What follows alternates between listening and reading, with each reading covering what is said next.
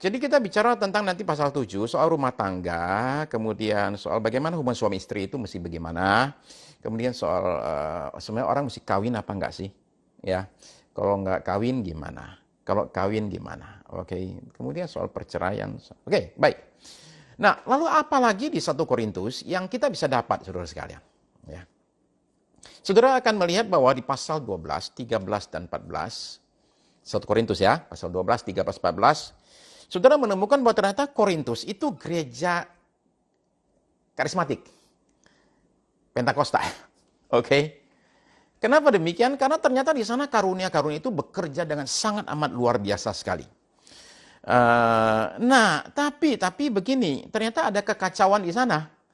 Begitu Rasul pergi, begitu Paulus pergi, lama-lama di sana itu mulai terjadi ngaco-ngaco gitu.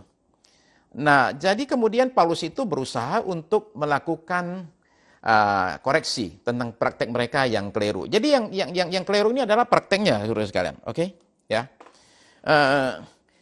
Begini, saudara sekalian. Saya ngomong terus terang ya begini. Oke. Karena bicara ini orang Pentakosta karismatik begini. Selalu ada potensi untuk kedagingan muncul, ya. Ketika karunia bekerja daripada kalau tidak ada karunia, ya. Kenapa? Karena karunia itu memberikan kuasa. Saya ulang ya. Selalu ada potensi untuk terjadi seperti orang menonjolkan diri, kesombongan, ya. Ngawur-ngawur itu selalu ada kalau karunia bekerja daripada kalau nggak ada, kalau karunia tidak bekerja. Kenapa? Karena karunia itu memberikan kuasa. Itu empowering. Dia memberikan kuasa kepada orang yang mendapat karunia tersebut. Nah, karunianya itu apa aja sih? Kalau saudara baca Korintus, saudara akan menemukan bahwa karunianya itu adalah karunia yang sifatnya itu supranatural. Ada 9 yang disebut. Oke, ada 9 disebut. Nah, yang 9 ini nanti akan saya bandingkan antara 9 karunia dengan 9 buah roh. 9 karunia Roh Kudus ini adalah karunia hikmat, karunia makrifat, karunia membedakan roh, karunia kesembuhan, karunia mujizat, kemudian karunia kesembuhan, kemudian karunia, saya udah ngomong apa aja, saya udah lupa loh, bayangin aja. Oke, anyway, saudara bisa baca dalam 1 Korintus pasal yang ke-12. Oke? Nah, saudara sekalian, begini. Jadi ketika karunia itu memberikan kuasa, sehingga orang-orang yang biasa-biasa aja itu kemudian bisa lakukan mujizat, bisa dipakai Tuhan. Nah, itu kalau dia nggak kuasai dirinya, nggak pinter handle, jadi kacau. Itu seperti seseorang, manusia, duduk di belakang setiran mobil. Mendadak dia jadi powerful banget. Mendadak apa yang dia nggak bisa lakukan secara, apa istilahnya itu, secara biasa, natural, sekarang jadi bisa loh. Dia itu secara natural kalau diri sendiri saja, Jakarta ke Bogor, itu dia perlu waktu kira-kira barangkali 10 jam jalan kaki. Tapi dengan mobil dia sejam bisa nyampe. Jadi mendadak dia dapat namanya power. Nah, manusia kita dapat power itu suka jadi kebablasan. Jadi ngebut dia akhirnya, jangan sok tunjukin dia hebat. Oke? Nah, itu adalah inherent dalam bicara soal karunia, saudara sekalian. Oke? Nah, jadi begini saudara sekalian. Di dalam 1 Korintus pasal 12, 13, 14, Paulus itu menulis demikian. Pasal 12, dia itu menjabarkan soal sumber karunia itu ada dari mana. Ya, sumbernya dari mana. Kemudian dia bicara jenisnya itu ada apa saja. Ya. Nah, itu pasal 12. Sumber karunia, jenis karunia. Ya. Memang dia ada bahas di situ soal kesatuan juga ya. Ya, yang saya rasa penting sejauh saudara tahu pergumulan di Korintus adalah pertama-tama adanya perpecahan dalam jemaat. Dia bicara soal kesatuan. Ya, satu roh memberikan semua ini. Kemudian dia bicara soal setiap anggota tubuh perlu dihormati. Tapi di pasal 13 dia bicara soal kasih. Ya. Percumalah kamu punya karunia begitu hebat kalau kamu itu nggak punya kasih. Tapi tolong jangan dibalik ya. Oke, yang penting kasih, karunia nggak penting. Nggak juga. Karunia dan kasih, ini dua ini, itu penting. Kasih itu gambaran karakter. Jadi ada karunia, ada karakter, dua ini mesti jalan bareng. ya, sehingga seimbang. Kalau nggak seimbang, ya salah juga. Oke. Nah, jadi dua-duanya ini diperlukan, saudara-saudara sekalian. Karena di pasal yang ke-14 ayat 1, Paulus berkata demikian. Kejarlah kasih itu. Kasih itu mesti dikejar. Dan, katanya, dan usahakanlah dirimu memperoleh karunia. Terutama karunia untuk bernubuat. Nah, jadi itu anjuran Paulus, dapatin dua-duanya. Oke. Nah, begini saudara-saudara sekalian. Saudara lihat di pasal 13 ayat 8 sampai 12. Saya sebentar ambil Alkitab saya dulu ya. Oke, di 1 Korintus pasalnya yang ke 13. 1 Korintus pasal 13 ayat 8 sampai 12. Paulus itu ada berkata demikian. 1 Korintus pasal 13 ayat 8. Kasih tidak berkesudahan, nubuat akan berakhir. Bahasa roh akan berhenti, pengetahuan akan lenyap. Sebab pengetahuan kita tidak lengkap dan nubuat kita tidak sempurna. Tetapi jika yang sempurna tiba, maka yang tidak sempurna itu akan lenyap. Yang sempurna tiba, yang nggak sempurna itu lenyap. Yang nggak sempurna itu apa? Nubuat kita, pengetahuan kita, bahasa roh kita. Suatu hari akan lenyap. Ayat 11. Ketika aku kanak-kanak, aku berkata-kata seperti kanak-kanak. Aku merasa seperti kanak-kanak. Aku berpikir seperti kanak-kanak. Sekarang, sesudah aku menjadi dewasa, aku meninggalkan sifat kanak-kanak itu. Karena sekarang kita melihat dalam cermin suatu gambaran yang samar-samar, tapi nanti kita akan melihat muka dengan muka.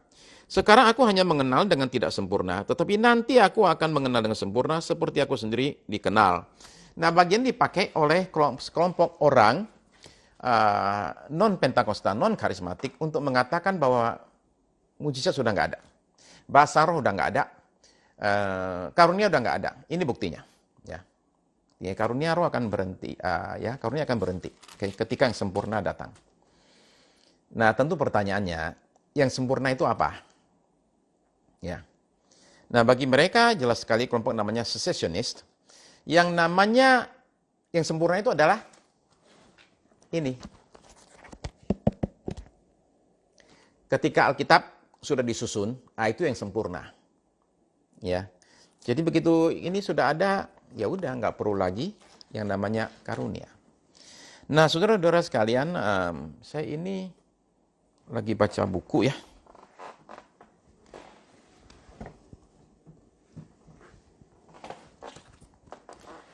Ini buku bicara soal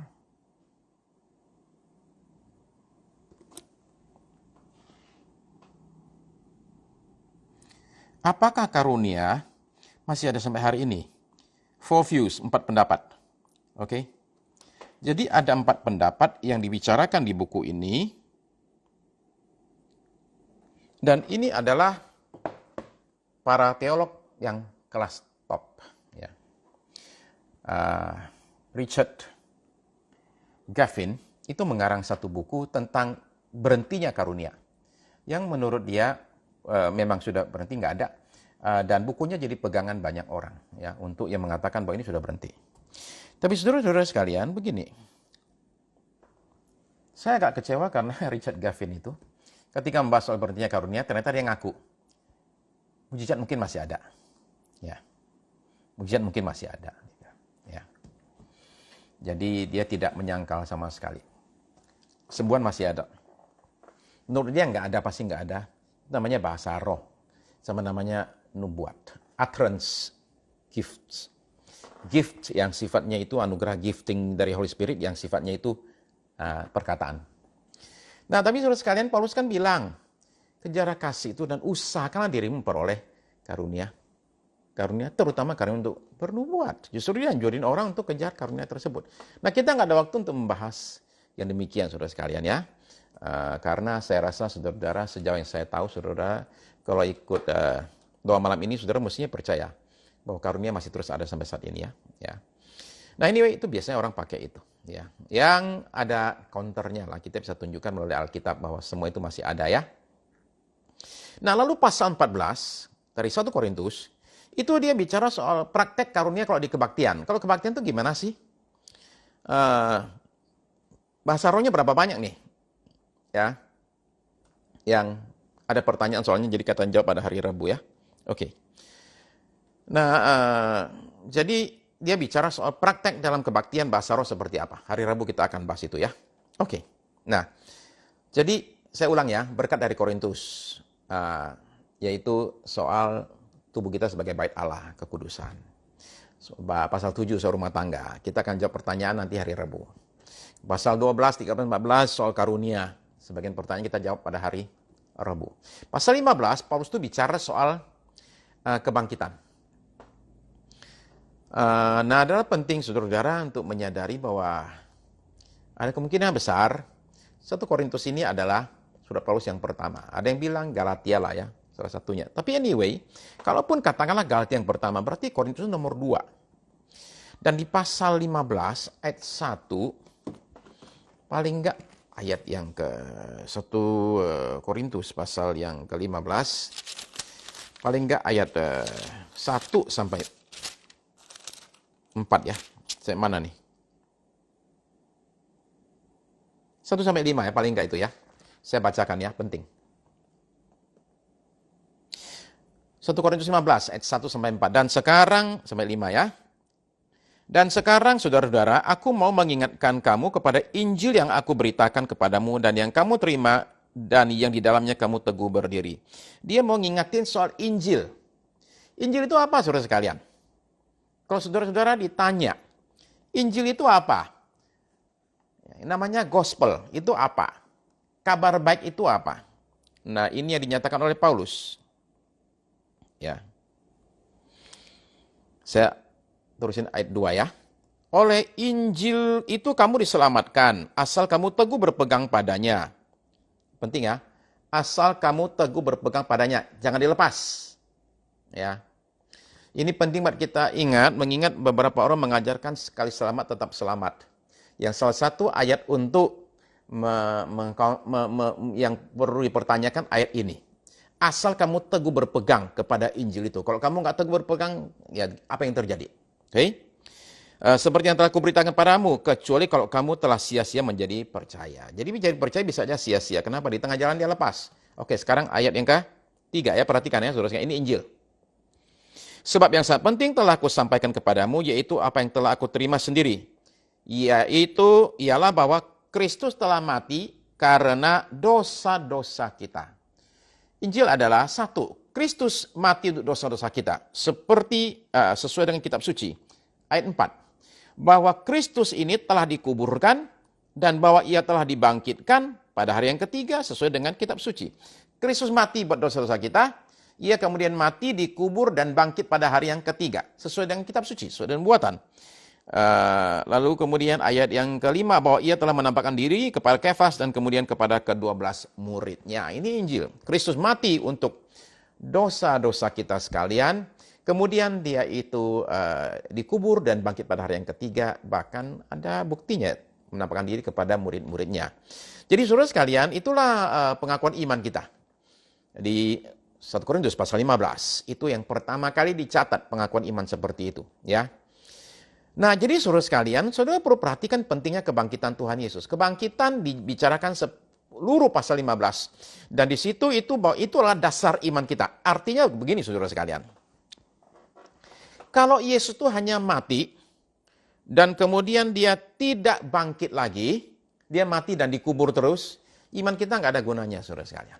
Sekalipun dia mati di kayu salib, nggak ada gunanya. Iman kita ini kemudian menjadi benar, ada kuasa, karena Kristus yang mati, dikubur, itu bangkit lagi pada hari ketiga. Jadi kebangkitan Kristus ini adalah kunci penting dari iman kita, saudara-saudara sekalian. Ya. Nanti saya akan bicarakan ya, Stefani, soal pertanyaan ini ya, soal nubuatnya kita bicarakan di hari Rabu ya. Saya akan jawab pertanyaan ini. Oke, apakah itu diminta atau Tuhan mau kasih? Oke, nanti kita jawab ya. Oke, jadi saudara sekalian, sekali lagi, ya, penting untuk kita menyadari bahwa kunci sentralnya iman orang Kristen bukan pada salib, tapi pada kubur yang kosong. Ya, memang dia mesti mati di salib. Ketika disalib, dia menebus dosa-dosa kita. Tetapi kalau dia tidak dibangkitkan kembali, maka semua itu sia-sia. Kata Paulus di dalam 1 Korintus pasal yang ke-15, karena dia berkata demikian. Saya bacakan satu ayat ya. 1 Korintus pasal yang ke 15. Umpama, karena ada beberapa bagian yang ngomong gitu. Ayat yang ke-19. Jikalau kita hanya dalam hidup ini saja, oke, enggak, yang demikian ini tidak cocok. Oke, ya, saya bacakan yang lain lagi ya. Oke. Ayat 12 dia mulai bicara ya. Ayat 14 ya. Tetapi andai kata Kristus tidak dibangkitkan, maka sia-sialah pemberitaan kami dan sia-sialah juga kepercayaan kamu. Jadi sia-sia kalau Kristusnya tidak bangkit, saudara sekalian. Nah, oke. Nah, itu adalah 1 Korintus. Udah selesai. Oke? Sip. Nah, sekarang kita 2 Korintus. Saya mau memberikan kepada saudara satu pengakuan. Bukan pengakuan dosa, bukan. Oke? Bukan pengakuan dosa.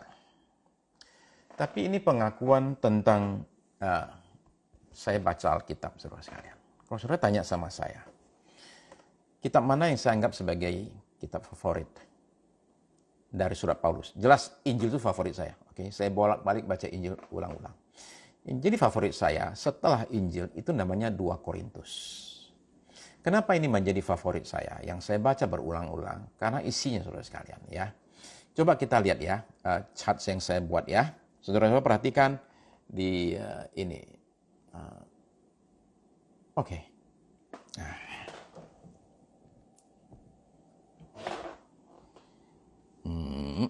Mundur dikit.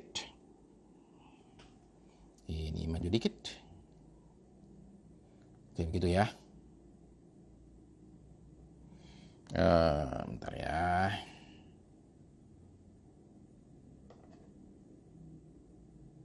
Saudara bisa bandingkan 1 dan 2 Korintus bedanya apa? Oke. 1 Korintus itu untuk anggota jemaat, 2 Korintus itu pemimpin jemaat, untuk pendeta, hamba Tuhan, itu isinya itu ya. 1 Korintus berbagai topik. Isinya macam-macam tuh, dari rumah tangga lah, soal makanan berhala lah, sampai ke soal karunia, sampai ke soal di pengadilan, sampai ke soal berhubungan dengan pelacur dan sebagainya, itu berbagai topik. Tapi 2 Korintus cuma 2 topik. Ya, nanti kita lihat. Di 1 Korintus, Paulus bicara soal bahaya dari berhala dan percabulan. Di 2 Korintus, Paulus bicara soal bahaya dari rasul palsu dan adu domba. Ya. Di 1 Korintus, Paulus itu bicara soal cara hidup jemaat itu seperti apa. Ibadah itu seperti apa. Tapi di 2 Korintus, Paulus bicara soal isi hati seorang rasul itu seperti apa.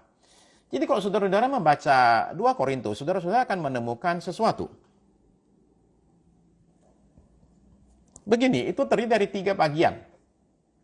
Kalau baca Korintus ya, pasal 1 sampai 7, 8 sampai 9, 10 sampai 13. Itu cara bacanya yang paling, pembagian yang paling gampang ya. Pasal 1 sampai 7 dan 10 sampai 13 sebenarnya isinya itu sama saja, yaitu Paulus membela diri, ya. Cuma di pasal 1 sampai 7 dia membela diri caranya beda dengan pasal 10 sampai 13, ya. Di tengah-tengah itu ada kena kejepit itu pasal 8 sampai 9 itu hal soal kolektor. Nah, jadi ketika saudara baca 2 Korintus, tolong perhatiin ini ya. Pasal 1 sampai 7 dia stop, kemudian dia bicara soal kolektor, kemudian pasal 10 sampai 13 dia bicara lagi membela diri. Nah, ketika saudara membaca ini, saudara-saudara kalau bacanya itu agak teliti, memperhatikan, saudara akan kaget. Kaget apa? Kaget terhadap perubahan nada. Perubahan nada di pasal 1 sampai 7 dan 10 sampai 13. Saya mesti agak naikin sedikit ya, sebentar ya. Saya harus ambil satu apa ini untuk saya jadiin apa namanya? Oh my goodness, sebentar ya.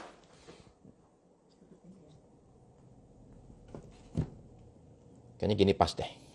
Oke, better. Sip. Oke.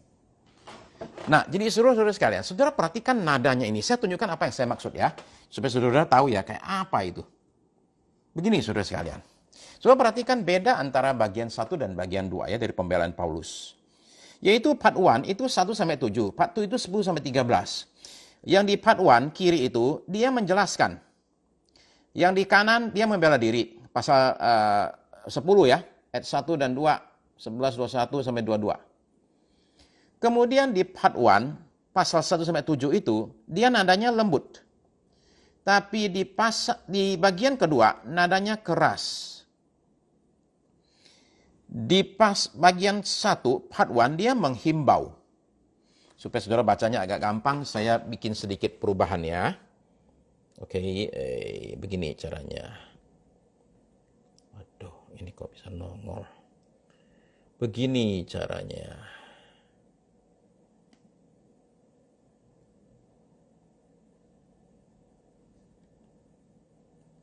Nah, barangkali begini agak enak. Mudah-mudahan. Oke? Yang satu lembut, satu keras. Satu menghimbau, satu mengecam. Satu merangkul, satu menantang. Satu rekonsiliasi, satu konfrontasi. Jadi nadanya itu sekalipun sama-sama bela diri, itu beda banget. Nah, kalau saudara bertanya, kenapa bisa beda banget? Begini saudara sekalian, 10 sampai 13 itu Paulus itu betul-betul kayak orang berantem, ya. Jadi, kenapa satu surat itu bisa beda banget sih nadanya itu? Dari ngomong baik-baik mendadak jadi kayak ngajak berantem gitu. Itu menurut para ahli itu mestinya begini, saudara sekalian. 3 hari lalu, hari Jumat, saudara-saudara kan ingat ya, saya itu ada ngomong begini. Saya ada ngomong bahwa sebenarnya Paulus itu nulis bukan 2 surat, tapi 4 surat kepada orang di Korintus. Yang satu pertama hilang. Yang surat nomor 2 itu jadi 1 Korintus. Kemudian ada satu nomor 3. Nomor 3 ini hilang. Nah, ini adalah surat yang katanya membuat orang Korintus jadi berduka cita. Mereka terima surat itu, mereka nangis-nangis katanya, ya. Nah, lalu kemudian surat keempat yang kita sebut 2 Korintus ini. Jadi menurut para ahli, kemungkinan besar pasal 10 sampai 13 sebenarnya yang nomor 3. Yang bikin mereka nangis itu, ya. Karena kalau saudara baca, saudara kan menemukan, wow, itu luar biasa Paulus itu. Ya, kerasnya kecamannya, oke, ya. Contoh ya, kita bacain pasal 1, 13-14 ya, supaya kita bisa ada perbandingan ya. Kita mesti agak gerak cepat. Oke, saya bacakan 2 Korintus pasal 1 ayat 13-14, yaitu menjelaskan, oke. Sebab kami hanya menuliskan kepada kamu apa yang dapat kamu baca dan pahamkan. Dan aku harap mudah-mudahan kamu akan memahaminya sepenuhnya, seperti yang telah kamu pahamkan sebagiannya dari kami. Yaitu bahwa pada hari Tuhan Yesus kamu akan bermegah atas kami sendiri, beri kami juga akan bermegah atas kamu. Jadi sifatnya itu saya mau jelasin supaya kalian paham. Tapi saudara perhatikan, saya kasih contoh umpama di pasal yang ke-11, ya, ayat 21 sampai 22, ini bunyi nada suratnya. Ya. Ya, dia bela diri ya.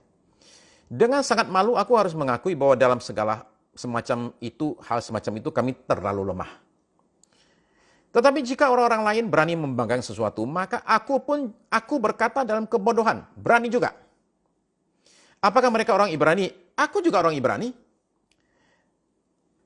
Apakah mereka orang Israel? Aku juga orang Israel. Apakah mereka keturunan Abraham? Aku juga keturunan Abraham. Ya. Jadi dia bela diri, saudara sekalian. Kalau saudara terus baca, kalau saudara melihat catatan saya itu, saudara akan menemukan bahwa dia itu keras, mengecam, menantang, dan konfrontasi. Oke? Ya.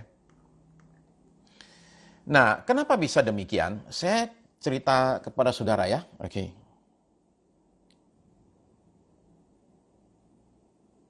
Saya cerita kepada saudara ya, begini. Paulus itu menulis surat 1 Petrus ketika dia ada di satu kota namanya Efesus, ya.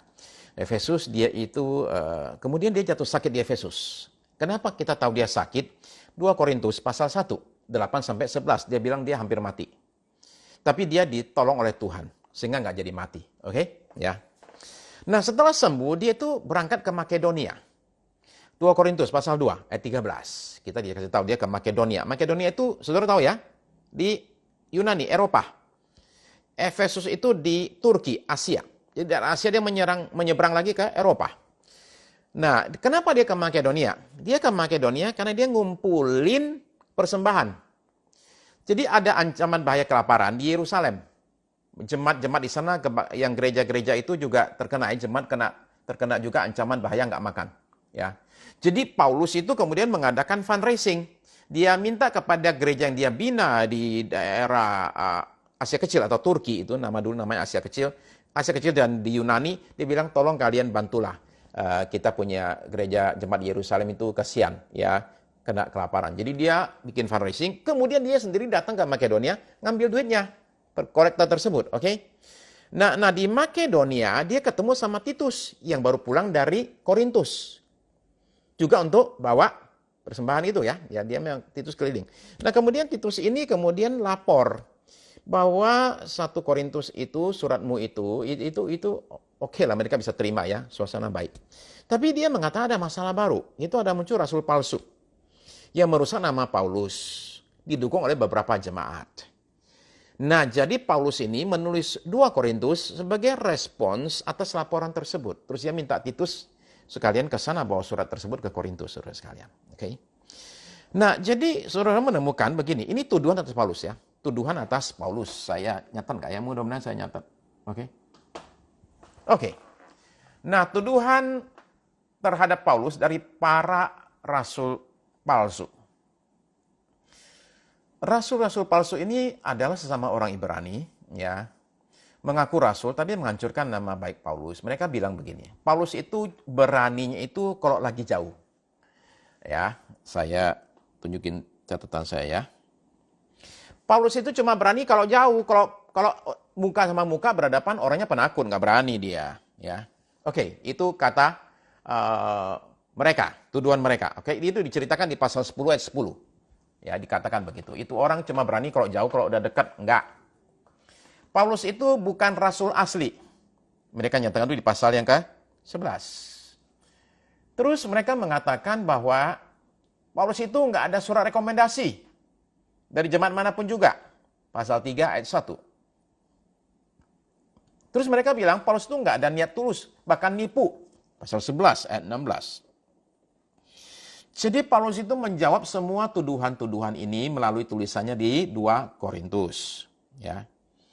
Oke ya, baik. Nah, saudara-saudara bisa melihat demikian. Nah, sekarang saudara perhatikan begini. Bagaimana dia menjawab tuduhan itu, bela dirinya bagaimana? Oke. Nah, saudara perlu tahu bahwa Paulus itu membela diri itu bukan karena demi reputasi pribadi ya, bukan. Dia membela diri demi reputasi Injil, supaya Injil jangan sampai terhalang gara-gara hal tersebut. Oke? Jadi dia bilang begini, ini yang dinyatakan ya. Ada 7 poin. Saya bukan kurang ilmu dibandingkan dengan para rasul palsu. 11 ayat 5 sampai 6. Terus dia bela diri lagi. Ya, saya nggak mau terima persembahan dari Korintus. Ya. Bahkan dia bilang bahwa sebentar ya.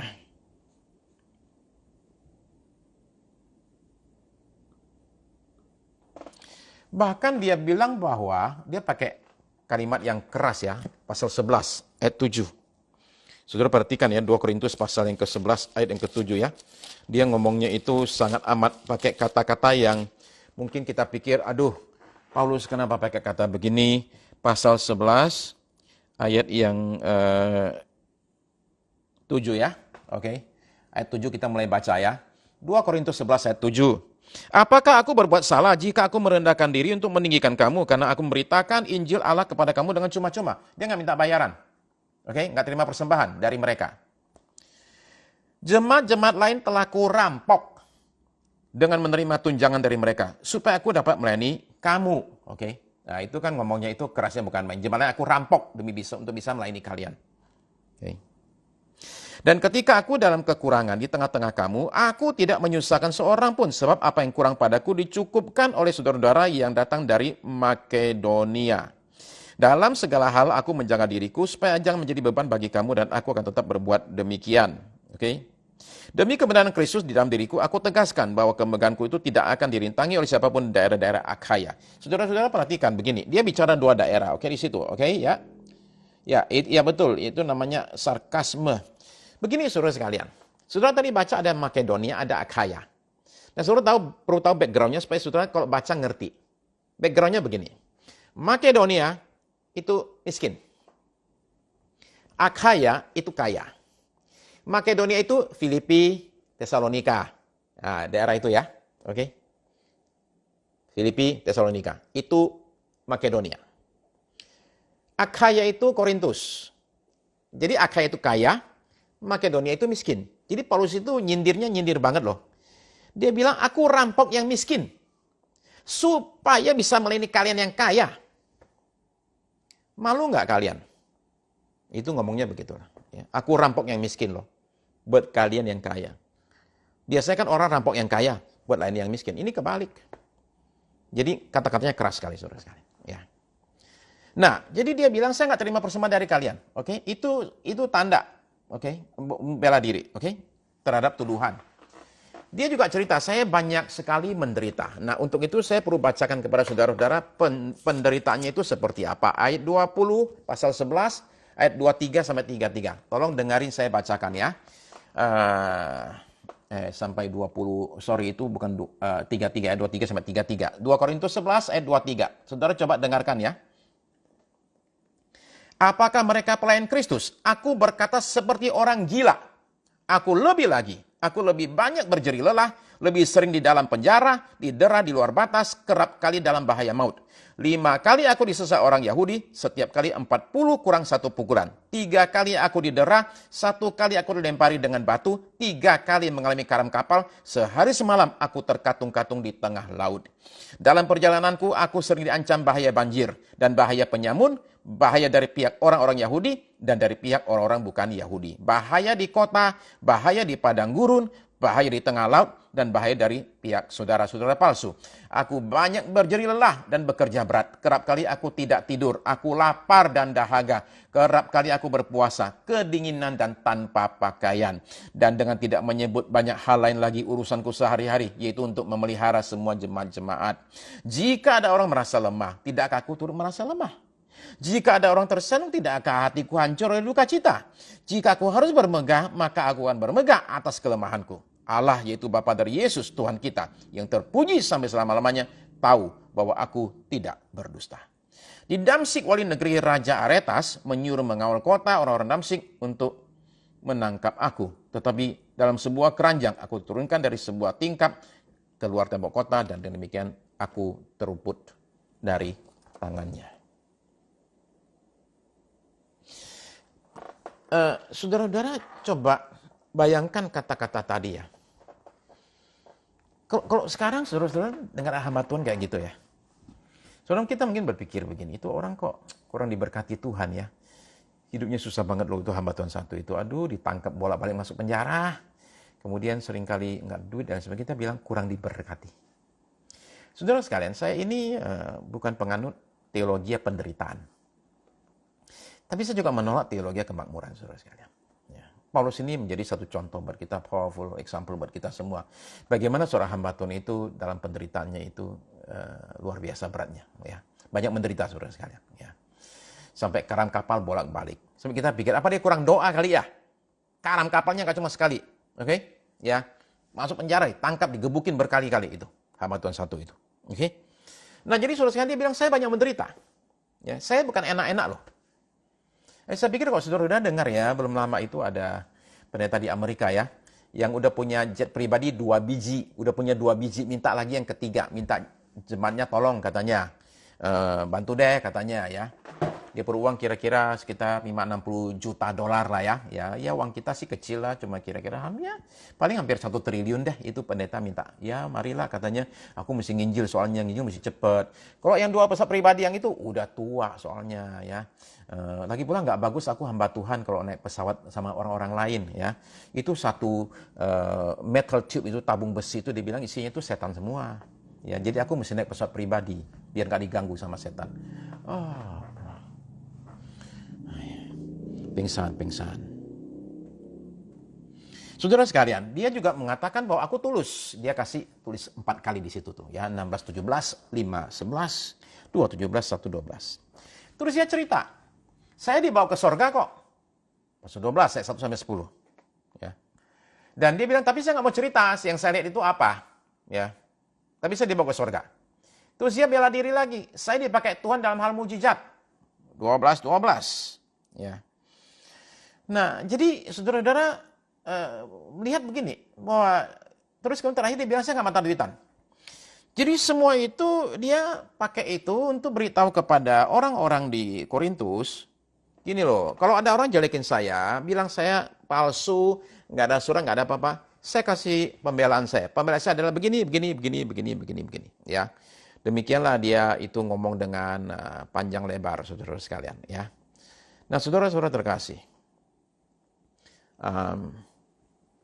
saya punya waktu ini. Oke, saya mesti bicara soal berkat apa dari 2 Korintus ya. Saya sebenarnya ada satu poin yang saya penting bicarakan tentang soal gunanya penderitaan ya. Tapi kita nggak ada waktu untuk bahas ini, saudara sekalian. Kalau saudara mau, saudara screenshot aja ya. Oke. Apa gunanya penderitaan? Oke, ya.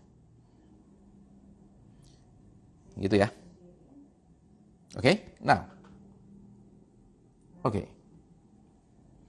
Nah, pelajaran apa dari 2 Korintus, saudara sekalian? Ya, saya akan coba berikan dalam waktu 5 menit. Saudara terkasih, begini. Yang saya pelajari dari 2 Korintus adalah, nomor 1, dunia pelayanan bukanlah utopia. Utopia itu saudara tahu ya, suatu negeri impian. Banyak orang tuh merasa pelayanan itu luar biasa banget, orangnya baik-baik semua. Enggak. Ya. Di dunia pelayanan itu juga ada orang-orang yang nggak benar. Ya. Dalam dunia pelayanan juga ada banyak air matanya. Ada pengkhianatannya, ya. Jadi itulah yang kita lihat realita. Jadi dunia pelayanan itu bukanlah suatu utopia, ya. Mana semua orang baik-baik. Itu yang pertama. Nomor 2, hamba Tuhan juga manusia. Bisa keras, bisa marah. Seperti Rasul Paulus itu, saudara-saudara sekalian ya. Lihat dia kalau udah ngomong itu kata-katanya itu ada kata-kata yang keras yang bukan main. Dia bahkan menantang-nantang mereka dan sebagainya. Oke? Nah, jadi hamba Tuhan juga manusia biasa lah ya. Kalau dia ada marah-marah. Pak, tulisan kurang jelas ya? Oke. Begini. Saya bagi dalam dua slide ya. Begini aja. Bentar ya. Let's see what I can do.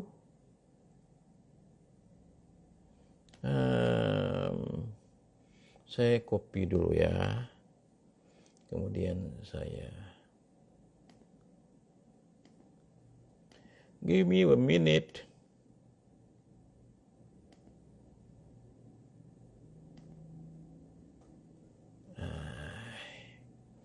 Begini, oke.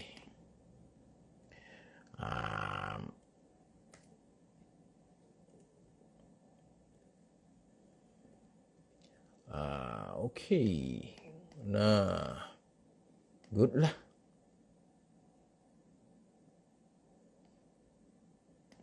Oke. Ini ada 1 sampai 4.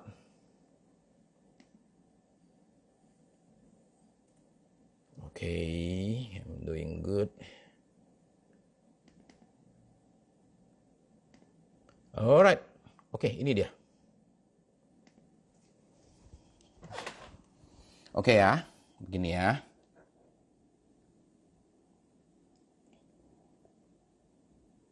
Oke, dunia pelayanan itu bukan utopia di mana semua orang baik-baik. Hamba Tuhan juga manusia, bisa keras, bisa marah. Konflik atau salah paham bisa terjadi antar hamba Tuhan dan jemaat. Oke, manfaat penderitaan ya. Oke, saya akan usahain ada waktu sebentar ya. Konflik atau salah paham bisa terjadi antara hamba Tuhan dan jemaat, ya oke? Ya. Oke, saya bicarain ya sebentar ya. Saya akan kembali ke slide sebelumnya. Hamba Tuhan juga bisa mengalami serangan dari sesama hamba Tuhan, ya. Jadi antar hamba Tuhan itu juga bisa terjadi ada yang namanya tanda kutip hamba Tuhan ya. Sebenarnya bukan hamba Tuhan, itu kata Paulus, hamba setan itu, ya. Dia ngomong keras sekali.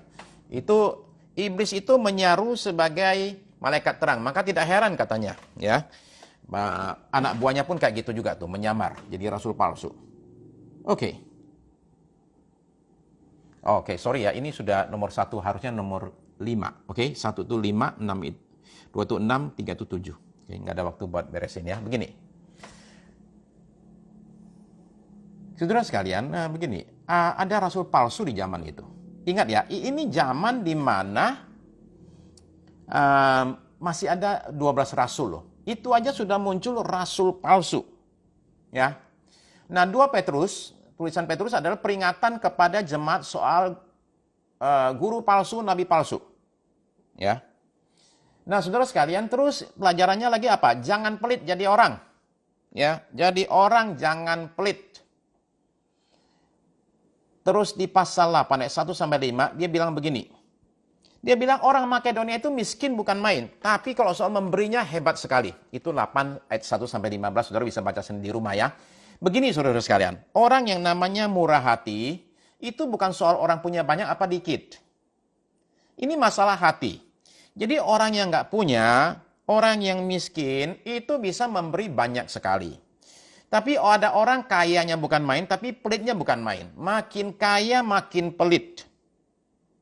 Jadi kata Paulus begini, Makedonia itu miskin, nggak punya, tapi mereka bersedia mau ngasih. Terus dia bilang, kalian kaya ini kan kaya, orang kaya semua. Orang kaya aja persembahannya belum masuk. Orang-orang miskin itu sudah masuk persembahannya. Katanya, bagaimana itu kaya? Malu dong sama yang nggak punya itu. Saudara-saudara sekalian, gini saudara sekalian, soal yang namanya memberi, sekali lagi, itu adalah soal memberi itu masalah hati, saudara sekalian. Ya. Jadi menurut saya adalah penting kita memahami apa kata Paulus. Memberi itu harus sukarela. Ya. Kalau nggak sukarela nggak usah. Daripada ngasih ngomel-ngomel, nggak usah lah ya. Saudara ngasih juga percuma kalau demikian. Mendingan bilang aja nggak usah. Saya nggak usah ngasih deh, kenapa? Karena saya nggak suka cita, saya merasa dipaksa. Udah. Karena kalau dipaksa ngasih pun akhirnya nggak jadi berkat. Ya. Saudara nggak dapat berkat, jadi kasih pun juga nggak enak. Nah, jadi kemurahan hati itu sekali lagi bukan soal orang punya banyak. Orang punya banyak bisa aja pelit. Ya. Ada orang sebaliknya nggak punya tapi murah hatinya bukan main. Oke. Nah, terus dia ada ngomong sesuatu yang menurut saya juga penting, saudara sekalian. Dia ada ajar begini. Keuangan itu harus diurus oleh lebih dari satu orang. Ya, orangnya harus bisa dipercaya, saudara sekalian. Ya. Jadi karena dia ngomong gini, pasal 8 ayat 16 sampai 24, dia bilang begini. Saya suruh Titus untuk kumpulin duit, oke? Tapi katanya, ketika kumpulin duit itu saya juga suruh satu orang untuk ikut.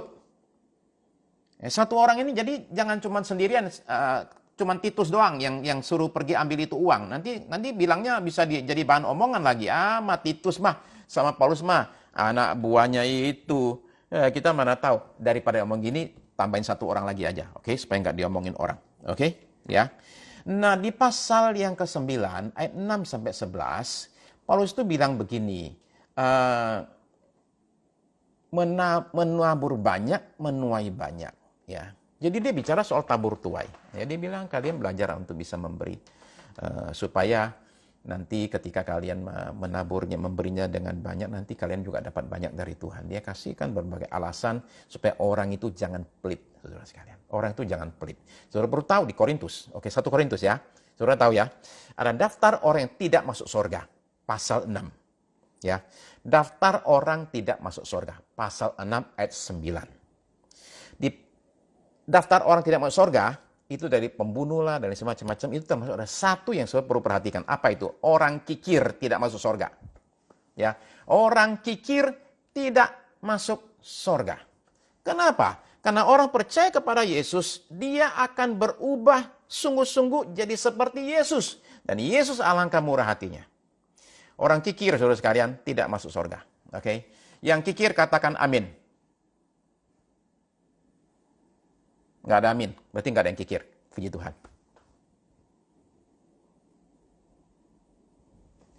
Nah, saudara sekalian, sekarang perhatikan ya. Penderitaan bukan tanda Tuhan tidak memberkati pelayananmu. Oke? Ya. Penderitaan bukan tanda Tuhan tidak memberkati pelayananmu. Jangan sampai merasa bahwa saya menderita sekali, jangan-jangan ada kenapa Tuhan tidak berkati pelayanan saya. Oke? Ya. Nah, sekarang saya kembali ke ini. Oke? Ya. Oke. Oke. Saudara-saudara sekalian, gunanya penderitaan menurut 2 Korintus. Oke. Udah ya? Lihat, oke. Nah, oke. Nah, perhatikan saya. Oke. Perhatikan saya kenapa 2 Korintus itu menjadi kitab favorit saya. Sesudah Injil. Begini ceritanya saudara sekalian. 2 Korintus pasal 1 ayat 3 sampai 4. Terpujilah Allah, Bapa Tuhan kita Yesus Kristus, Bapa yang penuh belas kasihan dan Allah sumber segala penghiburan, yang sudah menghibur kami dalam segala penderitaan kami, supaya kami bisa menghibur orang-orang yang berada dalam bermacam-macam penderitaan dengan penghiburan yang kami terima sendiri dari Allah.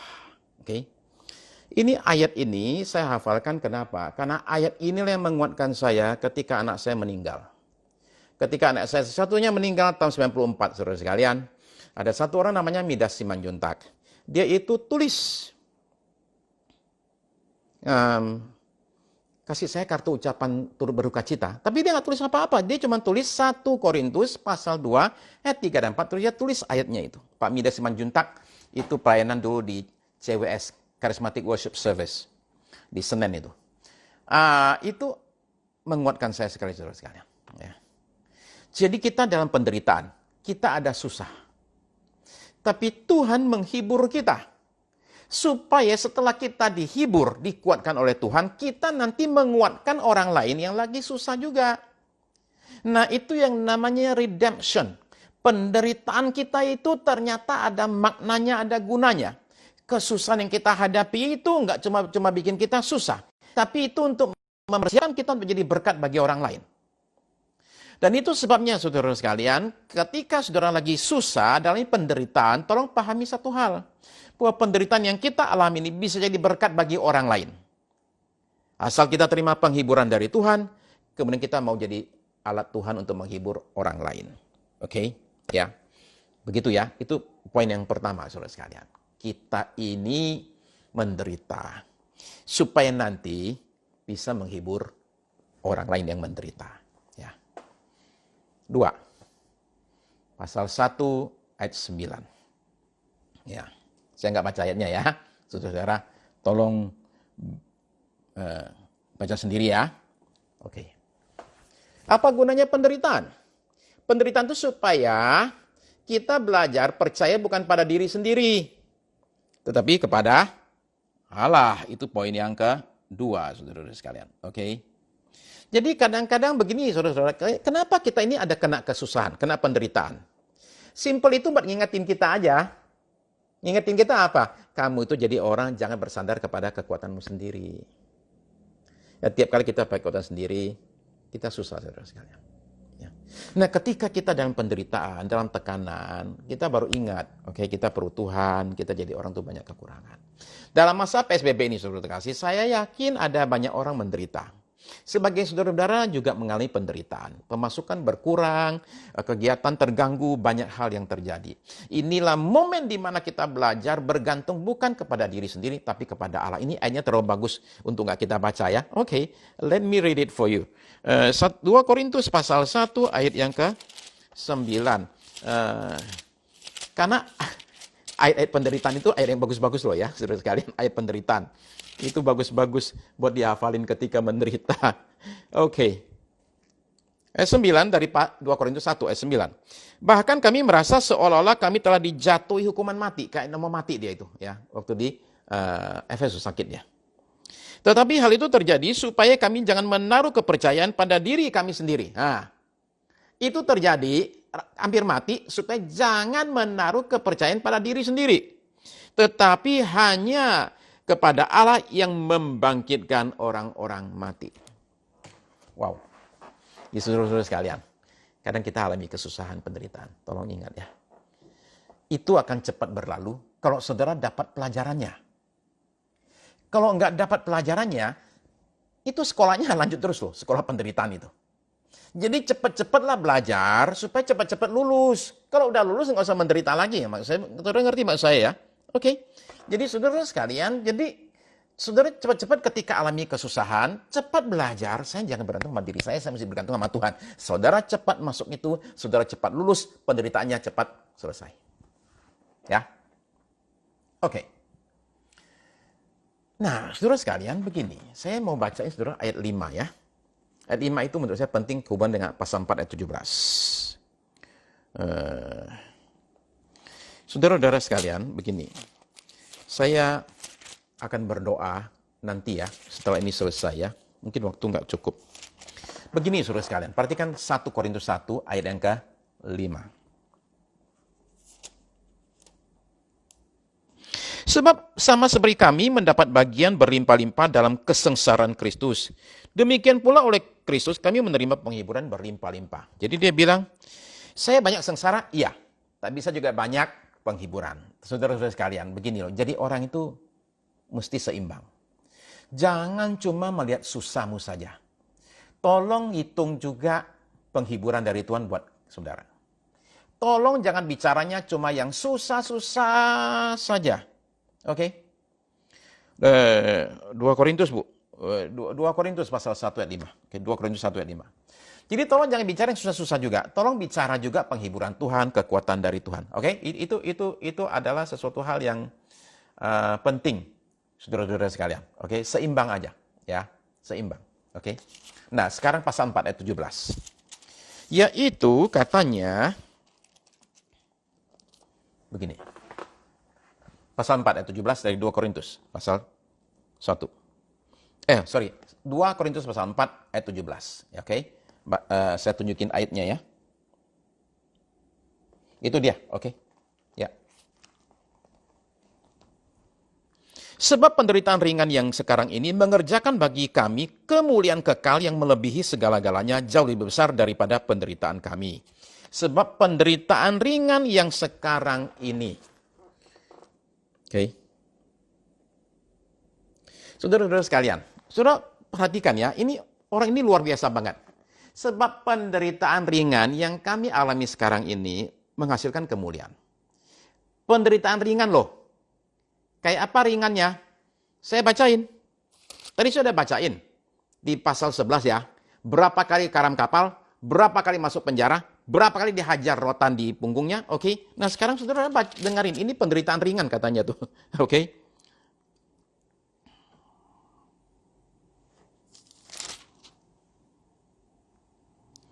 Sebaliknya dalam segala hal kami menunjukkan bahwa kami adalah pelayan Allah, yaitu dalam menahan dengan penuh kesabaran dalam penderitaan, kesesakan, kesukaran, dalam menanggung dera, dalam penjara dan kerusuhan, dalam berjerih payah, dalam berjaga-jaga dan berpuasa. Ya.